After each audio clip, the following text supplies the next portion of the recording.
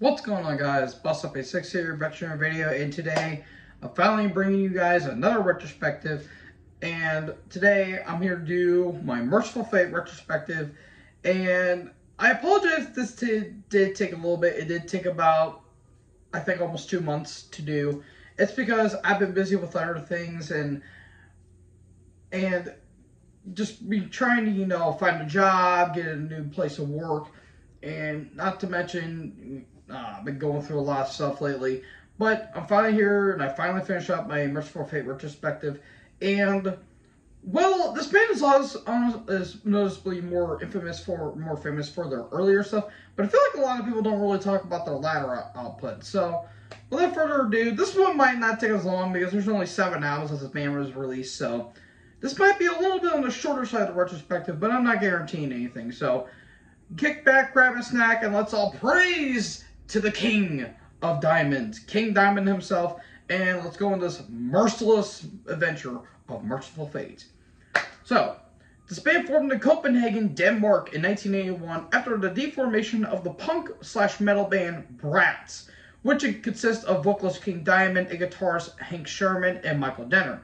After a couple albums and several lineup changes, which had Denner leave at one point, King and Michael had begun writing material that was heavier than any of the Brats' previous work.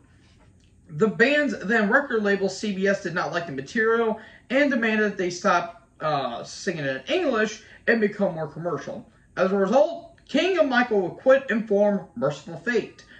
And former rock nail bassist Old Bike, I think that's how you say it, who will later be in Guns N' Roses and GNR, aka GNR and LA Guns. Briefly joined the band, and after some lineup changes and demos, the self-titled EP was made in 1982, which consisted of King on vocals, Michael and Hank on guitars, Kim Roos on drums, and of course the late great Timmy Hansen on bass. And that EP will be noticeably more remembered for the song Corpse Without a Soul, which features basically King doing blood-curdling scream on that album, which, by the way, that song kicks a lot of ass. So, after going to Easy Sound Recording Studios in Copenhagen, we get to their debut album of October of 1983. We would get Melissa. This is my number 2. Shocking, I know. What to say about this album that hasn't been said? It's very influential on a lot of different fronts. It influenced a lot of bands, mainly the thrash metal scene, like Metallica, obviously Slayer. Kerry King's a big fan of Mercyful Fate. And it kind of influenced the cold, grim atmospheres of black metal as well.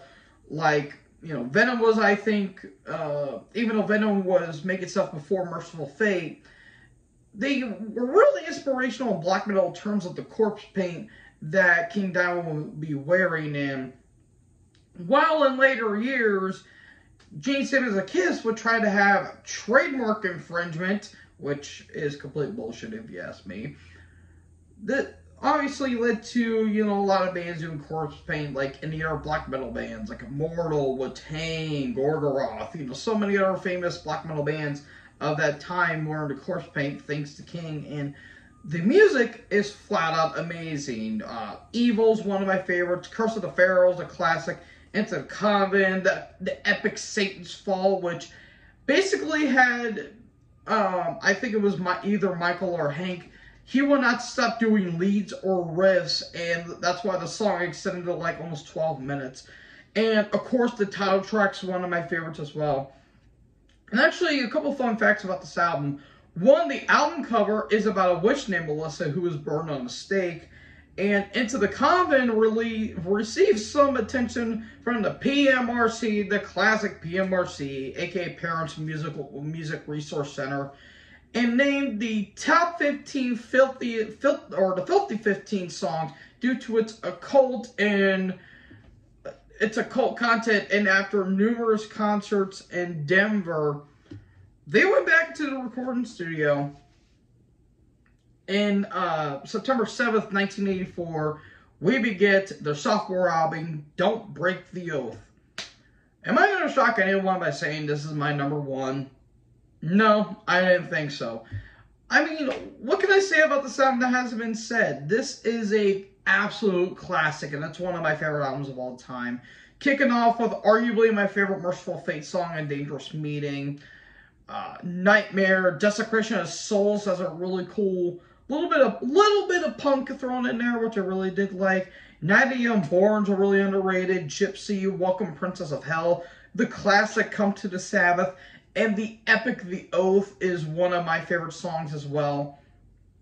Just from top to bottom, this is an absolute classic. It's King's, I argue it's King's best performance. I don't know what altogether, because you also have his solo stuff that was amazing, and it's arguably his best. If it's not his best, it's arguably up there. So, yeah, my number one, Don't Break the Oath. So following the tour, they toured states for 2 months and made festivals in Germany. Despite the cult following, the band unfortunately broke up in '85 due to Michael wanting to make a more commercial sound, which he wanted to make the stuff a little more poppy, which, in all fairness, they kind of had the pieces for it. I mean, you have a lavish lead singer that can do the really good falsettos. You had of course, you had the makeup, and you had the music to kind of back it up without the occult content and all that stuff. So they kind of had all the pieces. It just King didn't feel like it was appropriate, which I can understand that from a perspective. So after this breakup, King, Michael, and Timmy would form King Diamond, which was a solo act, and both Michael and Timmy stayed after the Abigail album in '87 and be replaced by Hal Patino and Mike Moon. After King's solo, Michael formed La Fina, which later became Zozer Maz, along with Hank, and Hank would actually form the rock/AOR band Fate. After a couple hours, Hank would leave and join up with Denner to form La Fina, and during Mercyful Fate's disbandment, Roadrunner Records made 3 compilation albums. The beginning in '87, which also included feature material from the self-titled EP, along with live rare and studio recordings. The Return to Vampire and A Dangerous Meeting both came out in '82, and King, Hank, Michael, and Timmy would reunite to reform the band, and Kim would be replaced by Michael Nielsen, and a new album will be released on Metal Blade Records. So with that all out of the way, this leads us into June 22nd, 1993. We would get In the Shadows. This one is my number 5. It's not that I don't think this is a bad album. I don't think Mercyful Fate have a bad album. It's just, to me, the songwriting wasn't there. Like, I appreciate the ambition, but I kind of feel like they rushed it a little bit. Like, there's some good songs I like. The Old Oak is really good. Egypt's a classic. Shadows, 13 Invitations, Legend of the Headless Rider is really good.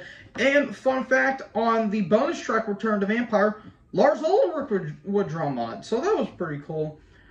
I just feel like half the songs didn't do a whole lot for me, and it kind of sucks because I feel like there was some material here, but it felt like it was a bit rushed, and it feels like not everything was congealed.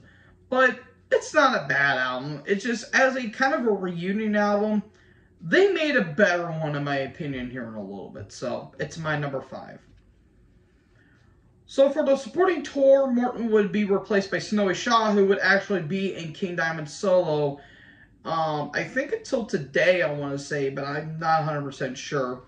And due to Morton, because Morton had a knee injury, that's why Snowy Shaw was being on the album. So Timmy would actually be replaced by Shirley D'Angelo, as Hanson would not partake in touring, and also rest in peace Timmy Hansen, who passed away in 2019.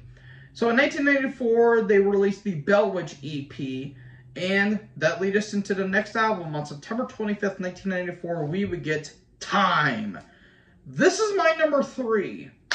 Holy sweet Lord Almighty. Out of the 90s output that they did, this, in my opinion, is the best one they've done, because I love the atmosphere on this album, and the songwriting is where it was. They got the songwriting here. I think this is their strongest output, and I think it's kind of overlooked too, because this was 94, thrash metal was on its way out, groove metal was taking over, of course, the big explosion of grunge, and all these other bands. Mercyful Fate really got lost in the shuffle, and not to mention King would be doing Mercyful Fate one day and King Diamond the next, so he was a little more comfortable to be with it. But this right here, I think, is an absolutely awesome album. There's some doomier moments on this album too, like My Demon, which has a really cool doomy stomp to it. Lady in Black, the classic Witch's Dance, The Matter Rob, which has a really cool Indian Egyptian feel to it, which I really did like. Title track's really good. The Afterlife. Castillo del Muertes is one of the most underrated King Diamond songs. But the best one, in my opinion, or the most Unmerciful Fate songs, my apologies. But in my opinion, arguably the best one they've ever done is Nightmare Be Thy Name. That chorus is one of the catchiest choruses the band has ever done, and I absolutely love it. So, all in all, Time, my number 3.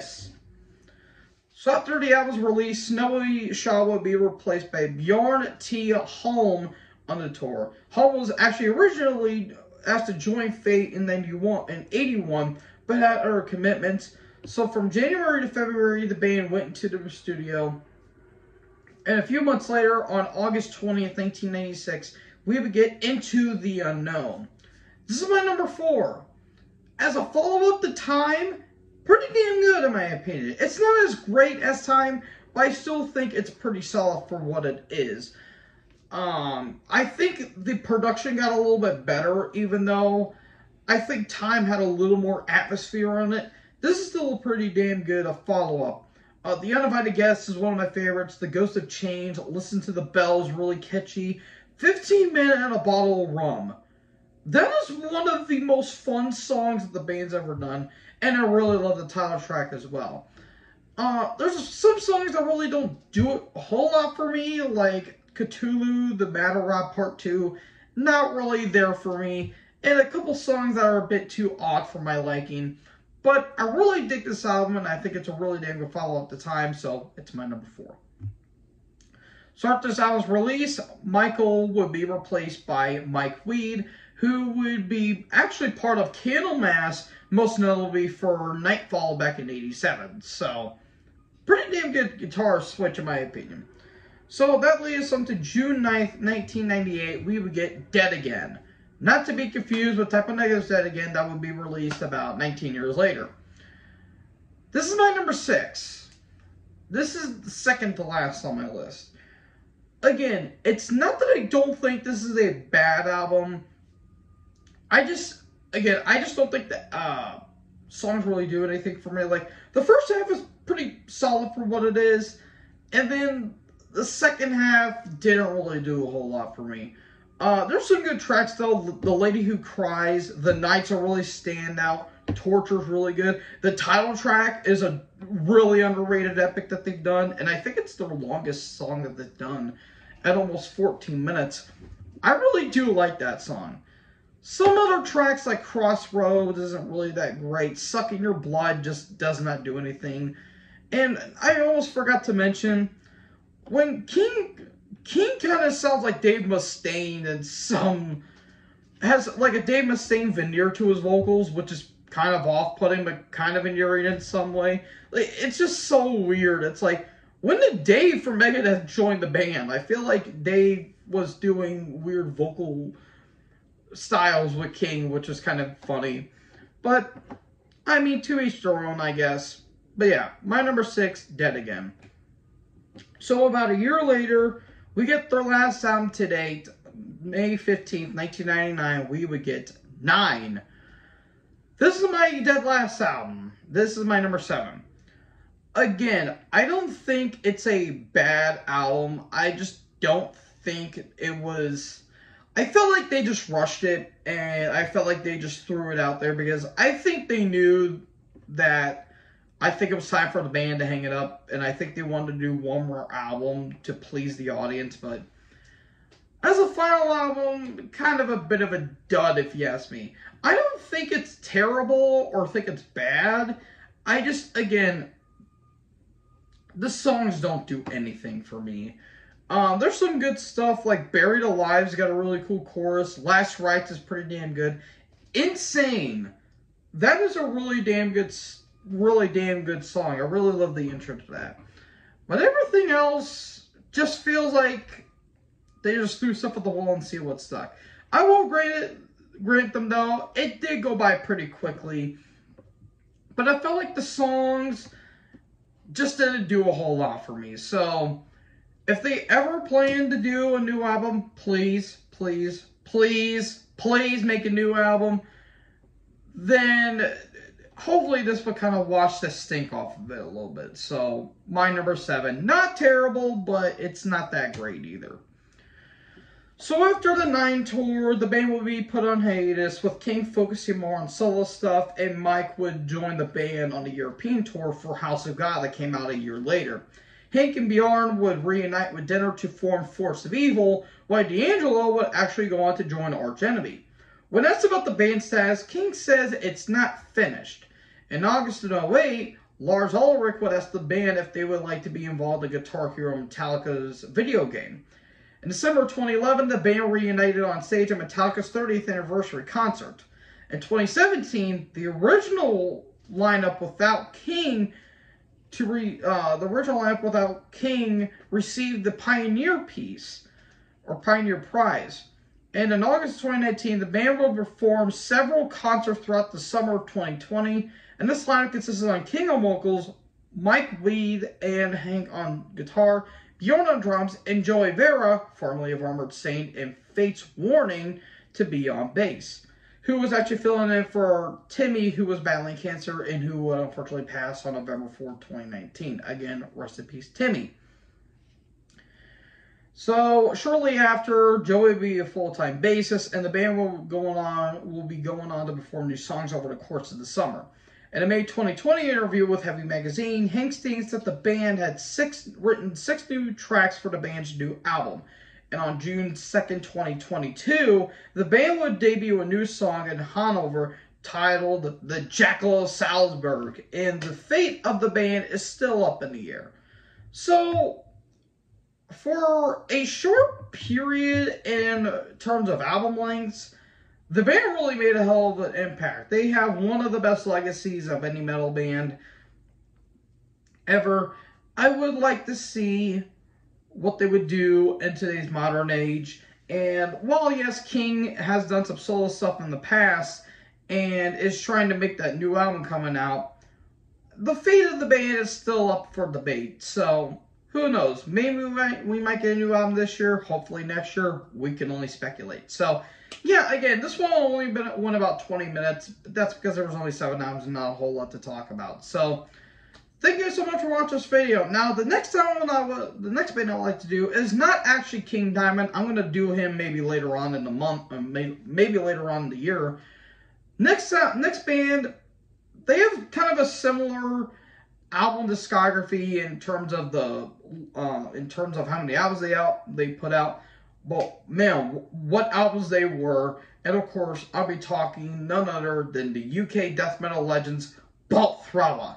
So, thank you so much for watching this video. What is your favorite King Diamond album? Let me know in the comment section below. Make sure you guys leave a like, leave a comment, tap that bigger subscribe button, tap the bell so when I upload, you guys will be notified. Thank you guys so much for watching this video. Most importantly, join the herd. Talk to you guys next video. Peace out.